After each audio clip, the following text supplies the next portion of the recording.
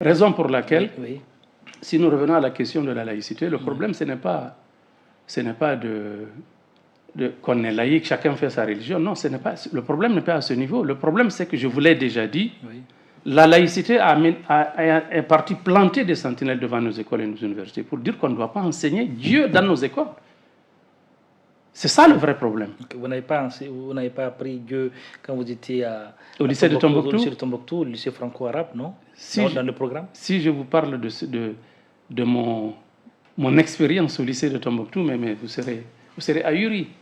C'est un petit lycée qui a été créé à la demande de feu Mohamed Alassane Haïdara, qui a demandé certainement à Modibo Keïta, Tombouctou étant la ville sainte du Mali, qu'on ait un lycée où on enseigne l'arabe.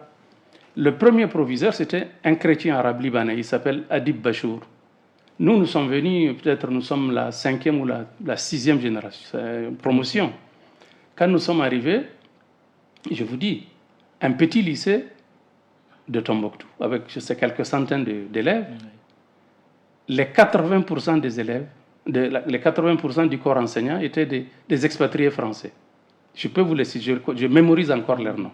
80%. Vous avez gardé des bons souvenirs de ces professeurs-là? Non, les professeurs m'ont enseigné, mais les professeurs sont venus pour autre chose. Avec le recul, j'ai compris pourquoi ils étaient si nombreux dans ce lycée. C'est pour l'empêcher d'être un lycée islamique. Et il ne l'a pas été. Le problème, ce n'est pas d'avoir un lycée franco-arabe. La preuve, le proviseur était arabe, mais il était chrétien. Mais ce qui était demandé, c'est d'avoir un lycée qui nous enseigne l'islam, qui est notre identité culturelle. Ça n'a pas été le cas. Donc ça fait partie des raisons pour lesquelles vous avez cherché à connaître plus votre religion, jusqu'à savoir aujourd'hui que la laïcité est une des pays, comme vous l'avez dit. J'ai été obligé de sortir de notre système éducatif laïque pour avoir les informations dont je dispose aujourd'hui sur la laïcité. Et j'ai compris, j'ai eu beaucoup d'autres informations. Avec le recul, j'ai compris que Tombouctou et Djenné, qui sont les hauts lieux de la culture islamique, sont deux villes qui sont sous un embargo culturel qui ne dit pas son nom. Et je vais vous donner les preuves. Aujourd'hui, vous pouvez faire une petite enquête sur Tombouctou. Depuis l'indépendance, avant l'indépendance, parce que comment on appelle ça, cet embargo culturel date de la colonisation déjà. Et ça s'est poursuivi après les indépendances.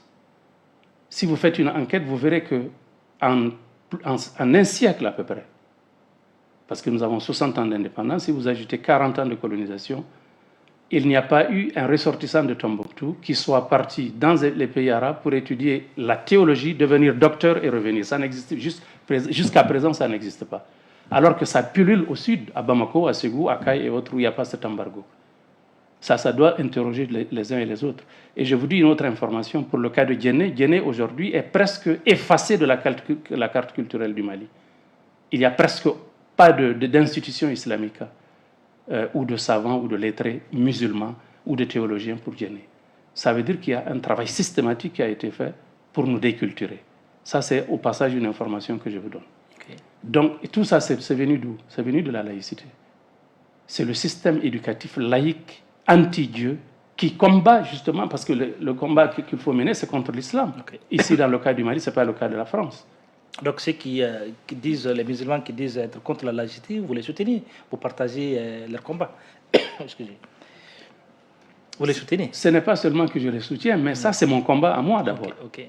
Pour moi, on nous a mis en conflit avec Dieu à travers le système de la laïcité, et nous avons récolté les conséquences, les dégâts de la laïcité dans notre gouvernance, les dégâts que la laïcité a causés au Mali sont presque aussi considérables que les dégâts causés à la France. Voyez-vous? Oui.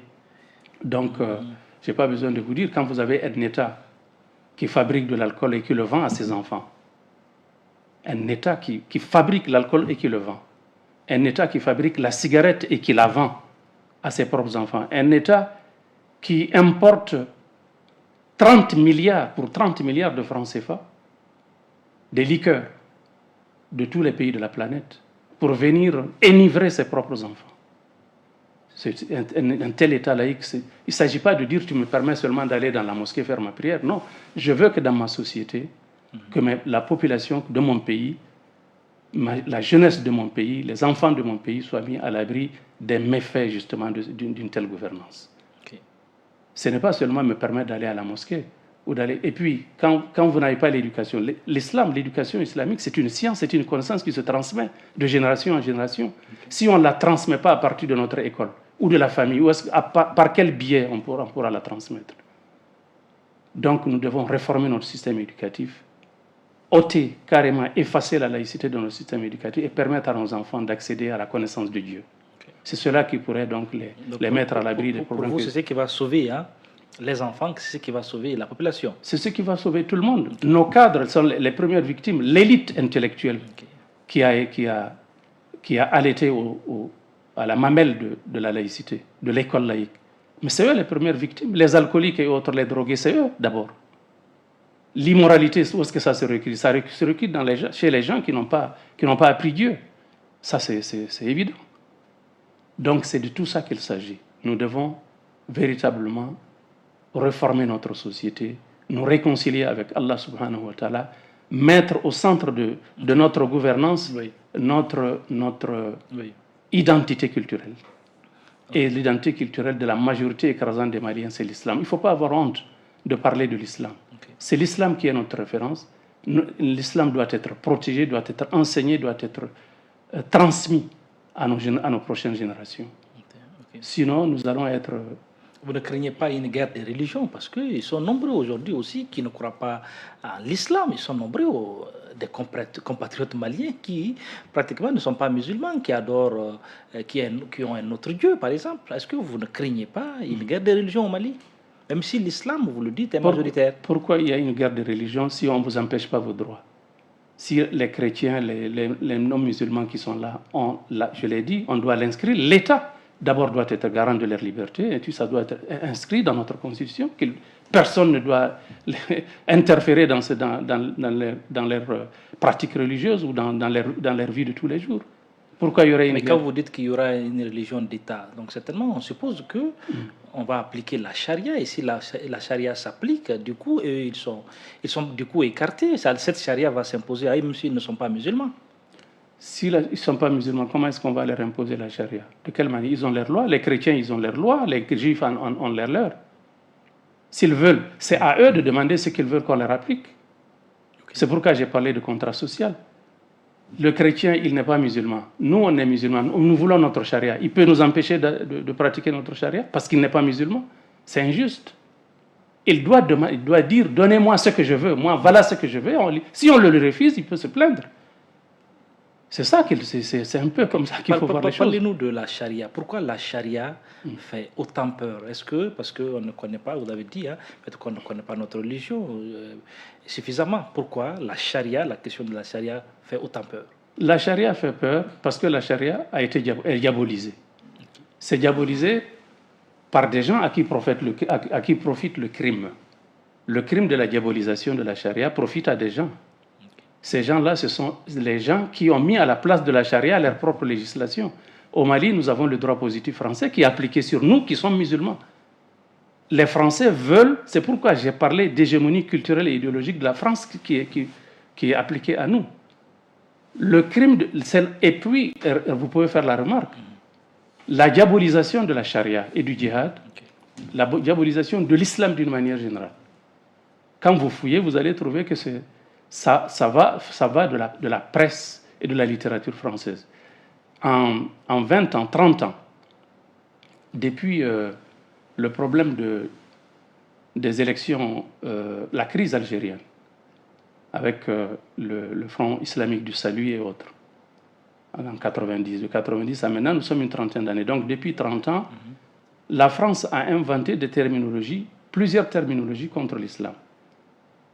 Le terrorisme, l'islamisme, le fondamentalisme, l'intégrisme, et ensuite ils ont ajouté le djihadisme. Toutes ces terminologies, les salafistes aussi, les salafistes, toutes ces terminologies-là, qui sont péjoratives, ont été inventées par la presse française pour diaboliser l'islam. Et chaque fois qu'ils ne réussissent pas, ils inventent une nouvelle terminologie. Et la dernière terminologie à laquelle nous sommes, c'est le djihadisme. Voyez-vous, alors que le djihad, c'est quelque chose d'extrêmement positif pour les musulmans. La charia, c'est le droit islamique. Le droit islamique nous vient de Dieu. on ne peut pas venir de Dieu et être imparfait. On ne peut pas comparer quelque chose qui émane de Dieu à quelque chose qui émane des humains. Ce n'est pas la même chose. Okay. Donc, les gens ont peur de la charia pour deux raisons. Oui. Premièrement, parce que les gens ne connaissent pas la charia. Nous sommes musulmans dans ce pays, mais notre système éducatif nous a refusé de savoir ce que c'est que la charia. Donc, premièrement, nous ignorons la charia, donc c'est tout à fait normal que si quelqu'un d'autre... L'information que les gens ont de la charia, c'est l'information qui vient de l'ennemi de la charia, qui est, comme je l'ai dit, la littérature et la presse française. Okay. La presse française qui nous a imposé son système législatif, qui est le droit positif français, et qui ne veulent pas qu'on s'en débarrasse. Okay. Donc, ils ont intérêt à ce que la charia soit diabolisée et n'oublions pas, d'ailleurs, il y a tellement de dispositions que les Français prennent par rapport à cela, pour subventionner, par exemple, l'enseignement du droit. Quand il y a des grèves, les étudiants qui sont en droit, on connaît le traitement de faveur qui leur est accordé par la coopération française. Donc, ils ont intérêt à ce que ce droit positif français soit là indéfiniment, parce que c'est à partir de cela, c'est à travers cela qu'ils nous imposent leur hégémonie, comme je l'ai dit, idéologique et culturelle. Okay.